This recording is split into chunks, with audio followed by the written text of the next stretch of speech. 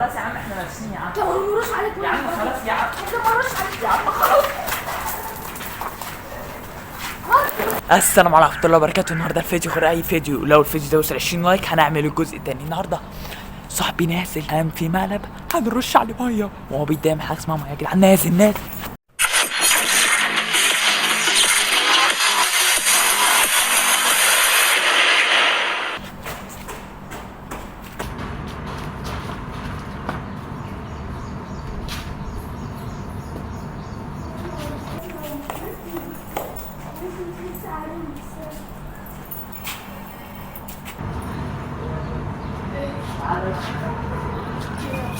انت خدت حاجه من الدنيا يا حسيب؟ لا. طب خد.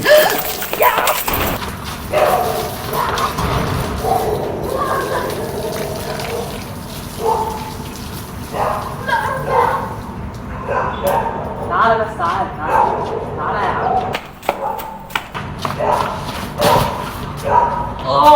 عم. وشربت حجري مع الشيشة.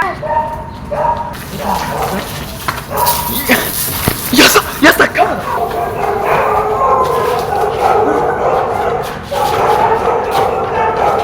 طب يا اسطى استناني يا اسطى.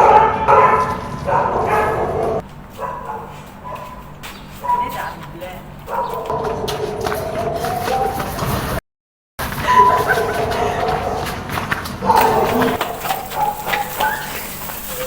يا عم في ايه يا عم؟ ايه يا عم؟ ليه بترش عليا ميه؟ طب خلاص يا عم احنا ماشيين يا عم. طب ما نروش عليك يا عم خلاص يا عم. طب ما نروش عليك يا عم خلاص. طبعا يا جدعان عندك الفيديو بتاع النهارده، ما تنساش اللايك والاشتراك على زي الجرس. طبعا انا متعصب، ولو عايزين الجزء الثاني ما تنسوش توصلوا الفيديو ده ل 20 لايك. وسلام عشان جاي.